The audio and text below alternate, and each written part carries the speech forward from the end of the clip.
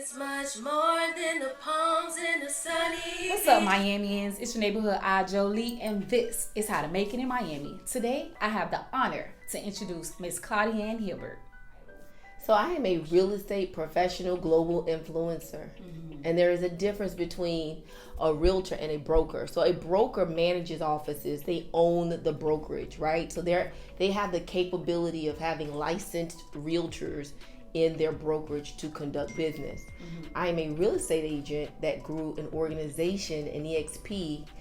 They have a system that allows me to expand globally, but not having to have a license everywhere that I am. So right now we're in 18 states and 2 countries. Okay, so not just Florida. Correct. Okay, and so how long have you been a realtor? So I've been a real estate professional since,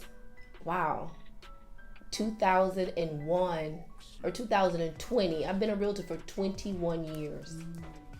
And what made you do real estate? So I'll tell you a little story. And I remember it like it was yesterday, although it was 21 years ago.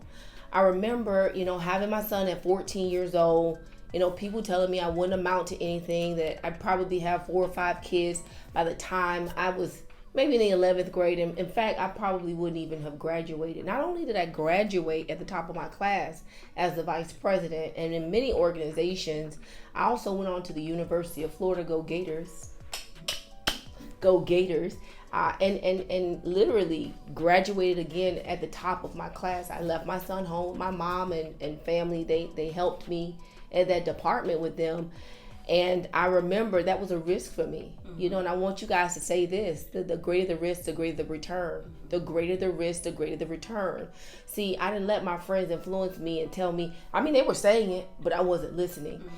They would say, you can't leave your son home, and you shouldn't do that, you shouldn't do this. And I said, you know what? I want to be great. I want to be better. I want to be able to take care of my family. I want to be able to inspire. I want to be able to. I didn't know real estate was going to be the thing. I didn't know the vehicle. I just knew I wanted to be good and great. And I remember, leaving college and getting a job, a job. I like to call it, just over broke. And I was making a paycheck, and I wasn't even, working from paycheck to paycheck. I was not living from paycheck to paycheck. I was literally making a check, but paying bills that were 3 months behind, including my rent. I'm going to repeat that. I was getting a check, and I was paying bills that were 3 months behind.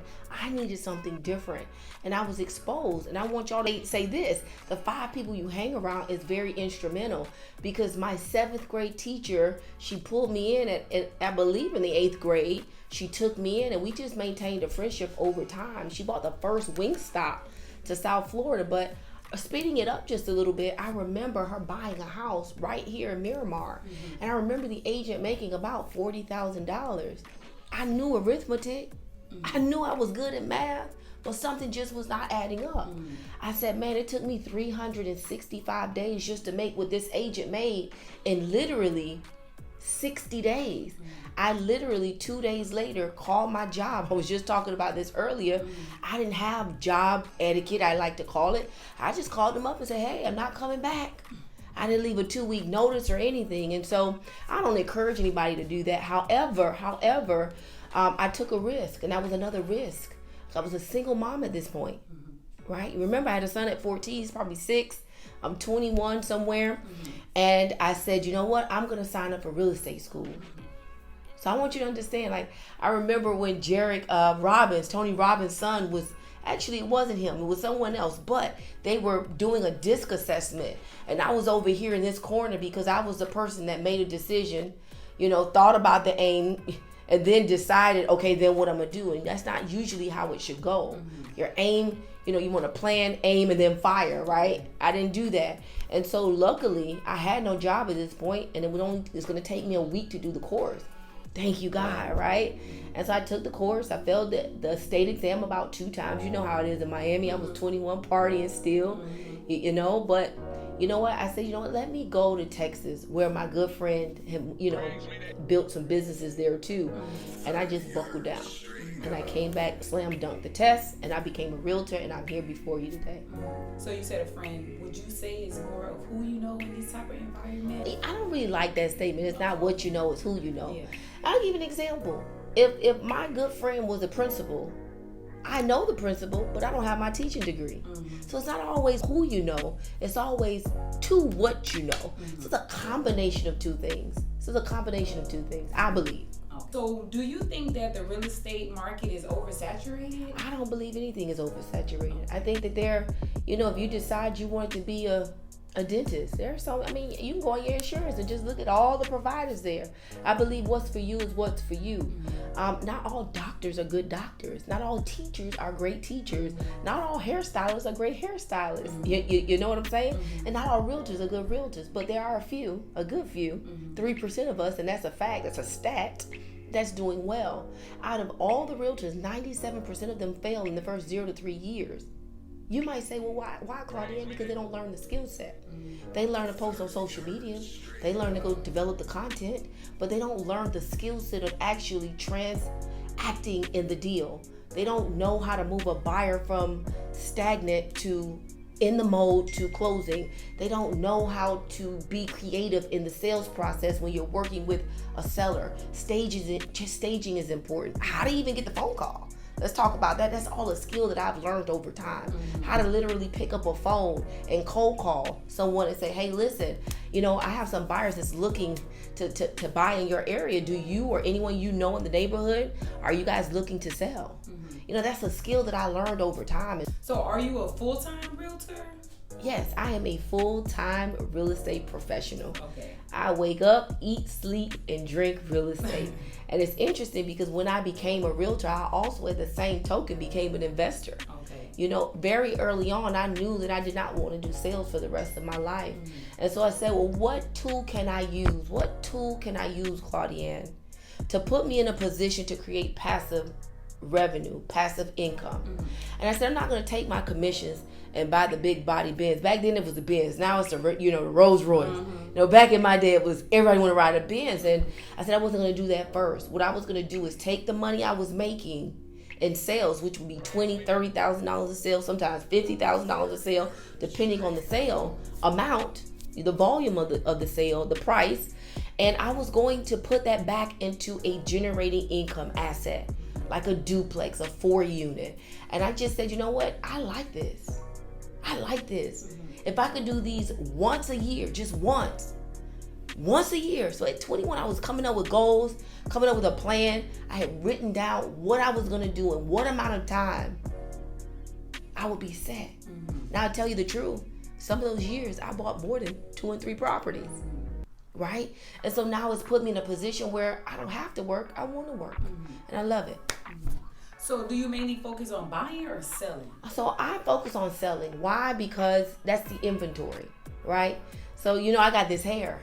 I had to buy it from somewhere. Who's got the inventory, right? I'm not just going to call anybody. And so I like the selling side because I get to create the inventory for buyers like yourself, buyers like Amaya, buyers, that never thought that they could buy. I get to help them in that process. I get to work directly with a seller, right? I get to create trainings out of that. That's a skill set that most people are afraid to do. While it's easy to work with buyers, it's not as easy to get the listing. It's not as easy to pick up a phone and call out the blue. And I want to back up for a second because my first year of cold calling, I remember calling a lady in Opelika. For some of y'all that don't know, it's one of our roughest cities here in South Florida. And I remember calling Opelika because that was my comfort space. I was from Carroll City, and Opelika was right next door. And I ended up calling this lady, and I had the script ready, and I was like, well, listen, I have some buyers that's looking to buy in your community. And she said, that's interesting because I was thinking about selling. I said, well, great. Can you confirm the address? And it was 1234 Star Island. Everybody knows where Star Island is. So can you imagine a little black girl at 21 getting her first listing appointment in Star Island? I'm talking about a deal that was worth $12 to $15 million. This is a big deal in a white male dominated industry. And so I'm just happy to be here. What makes you different from other realtors? I'm very aggressive. I'm very aggressive and I'm very consistent. I'm going to repeat that again. I'm consistent. I'm aggressive. My service is remarkable. We take care of our clients from beginning to end. And I tell you, my clients are never not my clients. You know, we bought some nice candles over here. We're just going to be sending them out for no special occasion. We're just a thank you for remembering us when you decided to make your last purchase. It could have been 3 years ago. It could have been 2 years ago. And so I'm just really excited about that as well. So how do you handle like negotiations? I like to call myself the beast. Okay. The beast of negotiations. And that's really an art. It's really an art, not a science behind negotiating. Understanding what the seller wants, understanding what the buyer wants, and making a marriage. Just bringing two people together to consummate a deal, to get a new home, you know, to take a home that somebody's loved for the last, maybe year or 5 or 10 or 20 years, and really bringing it to the forefront of the next set of buyers, usually homeowners, and to just make their dreams come alive.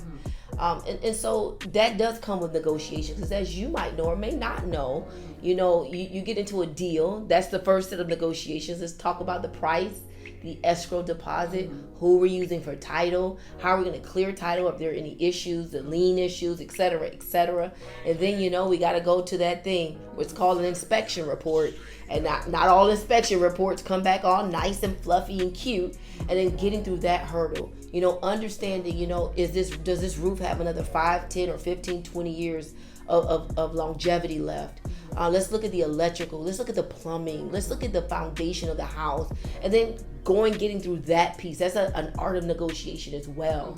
And then getting over to the appraisal. That's a big one, especially in this market. And when this is 2022, because I know this is going to go on because she's great for the next 5 and 10 years. And so the market right now is commanding very, very high prices, but not because of the appraisal, because of the lack of inventory. And so getting through that piece is very, very creative, I like to call it. And then getting us to the closing line. You know, there's just so many things that go on in a transaction, and you got to be sharp. You got to have sharp people around you, great processors, and great team members. What is your primary focus like in life?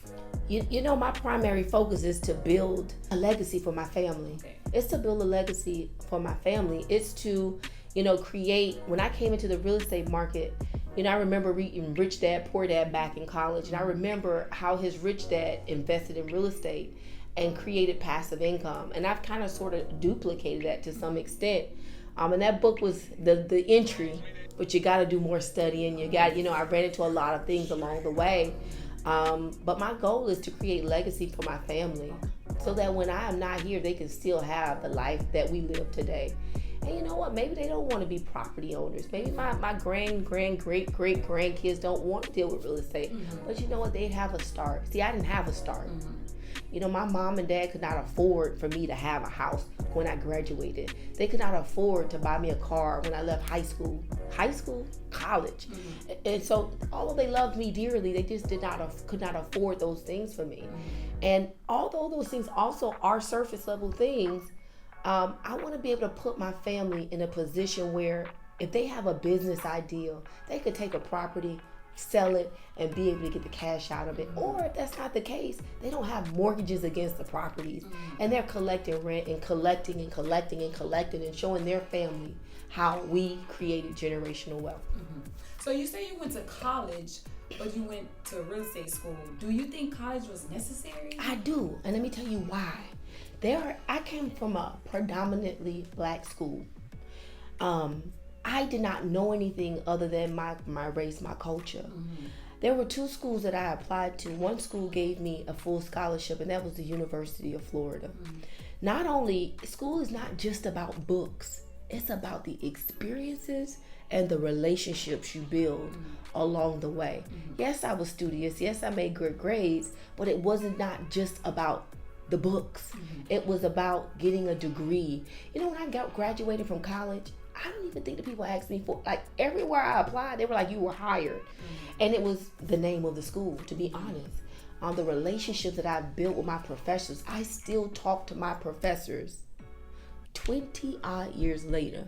Like, that's an invaluable, like, that's something that I couldn't pay for. And so when I need to leverage, when I need to ask for a referral, or maybe speak with an accountant, maybe talk to an attorney, guess what? I can always go back to that pool of people and people that I've met along the way. Is college necessary? I don't think college is necessary. But the question was college necessary for me? Yes, I got to learn about different cultures. I got to learn about politics. I didn't know that stuff before going there. I just got to learn a lot of things that I did not have the tools or I just did not know. You know, and that worked for me. So where do you get your clientele? So they teach you. This is a skill that you guys need to learn. So we've been talking about skill set the whole time here. Relationships. The first thing I did was let everybody I knew, I don't care if it was 1,000 contacts in my phone. Everyone knew that I had become a real estate professional and that I had partnered with a company that had been in business for over 70 years. That was number one. Number two, I would ask for the business. A lot of us don't want to ask for the business. I would call my good girlfriends and say, hey, I know you're in the school system. I know there's some people, some school professionals with that nice apple on the desk that may want to become a homeowner. How can I help them? And then I got engaged in organizations like NARAB, National Association of Real Estate Brokers, that I now chair as the president of the state. I got involved with planning and zoning boards. So I sit on the planning committee for the city of Opelika. I cold call. I gave an example of that earlier. My marketing was beast. I was hungry. I door knocked. When people said it was too hot, I say, you stay, I'll see you later. And I door knocked. And I didn't have a lot of money. So in the office, I would just create a little flyer and say, hey, my name's Claudine Hibbert, your neighborhood realtor. I'd love to talk with you sometime. If they weren't home, I would leave that in the door. If they were home, sometimes they would invite me into their home. You know, I'd start taking notes. I was very involved. And so based on my rapport with people, I started to get referrals out of that. But I never left what worked first. I'm going to repeat that again. I didn't stop doing what worked to lead me to where I am today. Believe it or not, no, I do not door knock today. But cold calling, I will do any day. I will jump on a call any day. I will do 2, 3, 4 hours a day. I would literally time block my schedule. And I knew from 8:30 to 12:30, I was on the phones. You couldn't get me. And then after that, I'd be checking my emails. And then after that, I'd be getting in my phone. And so that's kind of sort of how I started. How active are you on social media? I'm very active on social media. You know, it's not my favorite thing to do, but that's where most people are. And so I have this rule. When you wake up, when you guys wake up, some of y'all gonna lie and say y'all pray and meditate first, you lying. You pick up your cell phone and you go straight to Instagram. You don't even do Facebook no more because you think you not with the oldie goldies and the aunties, okay? But you know what? You pick up your phone. So I have a rule. I should be posted by 8 o'clock every morning because if I'm not, I'm missed by the people who are up at that juncture. You know, then you're talking about noontime. What do most people do when they get on their lunch break? They pick up their phone, see what they missed, and get involved. And so, yeah, I'm heavy into the social media world because that's where we are today. And do you feel like it's necessary as a realtor to use content? You know, that's the thing now. I don't know that I always 100% agree in all this content.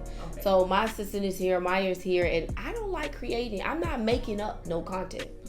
My content is my life. My content is my raw life. If I'm in a meeting, you're there with us. If I'm with my kids, you're there with me. But I don't believe in, I'm going to go to this house and put on this fancy outfit that I know I don't have more of in my closet to go and showcase for you, because at the end of the day, your stats is going to make the difference. Now, I do love social media. I just like the raw version of social media. And so I get it, you know, I get it. But I want to say this, don't get fooled by just social media. People are going to work. There's follow-up. You cannot be on social media and your inbox is all highlighted because you didn't respond to the people. It's like making a phone call. I put a post, people are attracted to me. I tell you what to do. And so I'll say, go and click the link in my bio. And then I might say, I want you guys to DM me. Now, if I tell you to DM me and then I never respond, it's like calling somebody, leaving a message and never getting back to the person. So be careful with that. This is a world of communication. You know, I like to pride myself on getting back to people in social media. And what I hear the most is, I can't believe you responded. I said, well, why did you inbox me? What did you expect? Yeah. And so yeah, if you're going to be doing social media, definitely be there. If you got to be one of those people that got to create, and you love that. I love what Kiana Watson is doing, but I know Kiana Watson goes to work after the work, right? She makes it work after the work, and I love everything that she's doing. But just make sure, and I'm not saying that she doesn't or just does not. She actually does, because we communicate in the DMs. But check your DMs, follow up. The pudding, the money, the success is always in the follow up. So you said about Opalaka. Shout out to Opalaka. My granddaddy was the mayor of Opalaka. Oh, wow. Robert B. Ingram. But I wanted to know how involved, will that be your involvement with the community, or you were involved in other ways? Oh, no. I'm very involved in the community. In fact, I always get emails saying we're inviting all dignitaries. And I'm like, I'm not a dignitary. But I do a lot of community service work, whether it's back to school, whether it's, grant funds for home ownership, whether it's a free seminar for home ownership. Right now we're in the process of painting a house and replacing a roof of the elderly. That's always been a dream of mine. And so I partnered with Girl Hold My Hand, Stormy Wellington, to get that done. And that's just been an amazing journey. I've done it all. At the age of 14, 15, I used to work at Albertsons, and they would throw the bread and meats away at night. And I said, where I come from, we eat leftovers. So what we're going to do is not discard this bread and this meat, and we're going to make sandwiches. And I would make the sandwiches and take them to the homeless people on my journey back home. And so I've always wanted to remember, and didn't just want, I remember where I came from. And a lot of people like to say that there's self-made success. There's no self-made success. You had help along the way. You had some help along. You weren't even born into this world by yourself. Right. So you had some help along the way. And I just want to make sure that I'm always grounded. And no matter what level of success I ever attain, I want to make sure that I go back and give to my community. So how do you gain this confidence? You know what? I'd have to say it's innate. I remember being in the second grade, and she's now my client, Janika Berry. We would be in class and be competing on the math exam, and we want to finish first. And then it was who got all the right answers. And I've always been very competitive in a good way. And so for me, it's been innate. However, I have fine-tuned that ability over time by reading books, the people I'm around, the people I listen to, the audios that I listen to. And I'm not really an avid reader, to be honest. But there are some key books that I believe many should be reading that sets the moral standard for how you govern your life accordingly. And so I've always been a champion. I remember, and I'll send you this clip. I remember being in the 5th grade, my classmate's dad on VHS with the little tape inside recorded us. And I remember Andrea Ogden standing next to me saying, Claudine, what do you want to do when you grow up? She said, state your name and what you want to do. I said, my name is Claudine Hibbert, and I just want to be a person. I didn't know what I wanted to do, but I knew that I wanted to be impactful. I knew I wanted to be someone. And so for me, I believe it's innate, but I do believe that it can be coached. I believe it can be learned. What is something you would tell a new realtor or somebody just coming in the game? You got to be consistent. You got to be so hungry. You have to there are over 60,000 licensed realtors in Miami-Dade County alone. How are you going to set yourself apart? You got to go to work. No days off. No days off. I never took days off. I would work even when I was sick because I was hungry. Even when I made a level of success. You want to do more. So the hunger just keeps burning inside. And have a burning desire. Know what you want to do. Write it down. See, if this were in my house, I'd take you right now to my bathroom. And I know by December 25th, 2025, I will be making $1 million a month. Why? Because I've got it written on my mirror. And that wasn't good enough. I have 3 checks there from December 25th, January 25th, and February 25th, 2025 to show that there's some level of consistency there. So then I got to now reverse engineer. And this is for the new realtors. Because if I had this information, let me tell you what I used to do. I used to spin my wheels. Because I didn't plan. And then I'd end up going all the way to Liberty City, coming all the way back to Miramar. I got to go back to Liberty City. That's a little bit of a hike. But then I learned how to get organized. I learned how to get organized, and I learned how to plan by Franklin Covey. Write that down. Franklin Covey taught me how to get organized. No more sticky papers, guys. And so be disciplined, be courageous. People are going to say, oh, everybody's a realtor. Be different. Do the work. And that is where people get stuck. They don't want to do the work. Go to workshops. I went to Tony Robbins. I went to all the free sessions when I didn't have the money. And when I made the money, I remember paying my first $5,000 20 years ago to see Tony Robbins walk on fire in Orlando, Florida. I remember tuning in to Brian Buffini. Brian Buffini, real estate great. And I couldn't afford his class either. But when I made it, I started to invest back into myself. See, there are always tools that are out there, but you got to go and get it. And don't wait on anybody. I didn't wait for my broker. I didn't wait for the realtor to not tell me what to do anyway. And when I got the information, I wasn't like them. I shared it. I shared the information. And so be disciplined, be consistent, come up with your goals. Write the deadline down, the day that you want to complete your goal by, come up with a plan and go to work. So how do you make it in Miami? Ooh, that's rough. You know, the average income in Miami-Dade County is about $42,000 to $47,000. And you'd be looking at me saying, Claudia, how is that so? When a one-bedroom apartment is nearly $4,000. And we're not even talking about in Brickell. You could forget it. That's $8,000. How do I make it in Miami? I go to work. You know, I make sure that I'm not worried about gas prices going up. I am, because I'm concerned for the people. But to be honest, I just realized gas was almost $5 a gallon. I gotta get gas. Yeah. So now my focus is how to go back to the bag. How to increase the bag. How to increase the bag. And if you're not here yet, that's okay. I just paid for 2 coaches that cost me almost $50,000 because I gotta worry about how to get to the bag, how to increase my income so that I don't get stuck over here with the realtors and all professionals across the board. And when the market starts to shift and go down, that's important. So remember when I told you I was 21, I started to buy properties. See, I don't have to work. I want to work. And so put yourselves in position to make it no matter what happens to this market. Turn the news station off. Don't listen to that foolishness. Get off of there. Go to work, because what you put into your mental will stick into your mental and you will be insecure. That's one thing you don't ever got to worry about me. I could be at my good friend's house and if the floor need to be swept, I'm sweeping.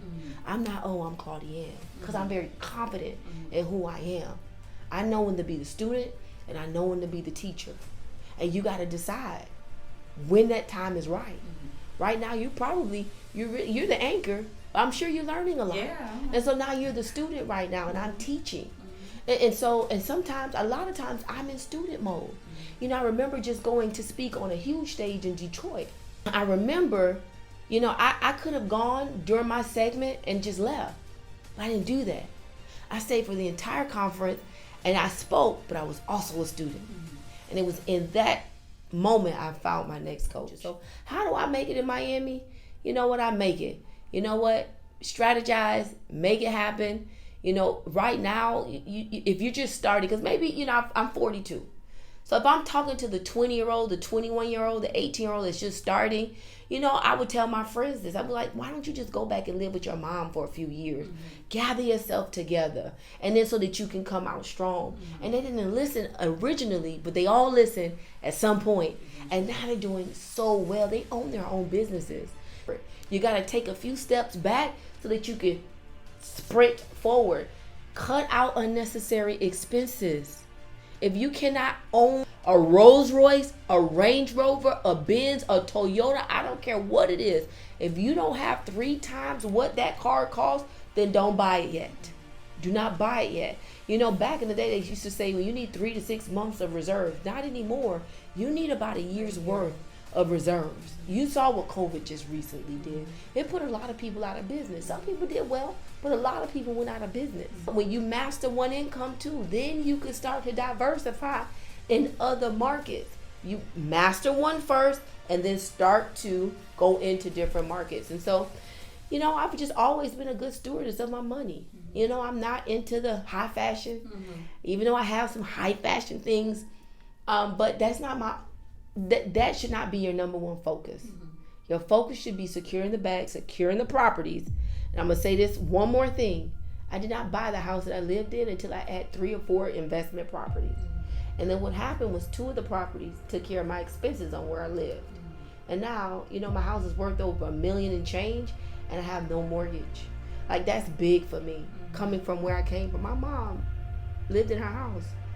Now, I've been here for 42 years. My mom has owned 2 houses, and she still has mortgages. So make sure you secure the bag. And when you secure the bag, don't be afraid to donate a little bit to the people in need. Don't be afraid to just take a little vacation and reward yourself for the good work.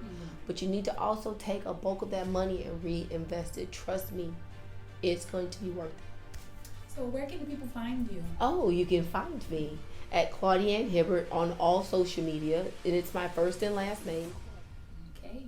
Thank you. Learn how to make it in Miami with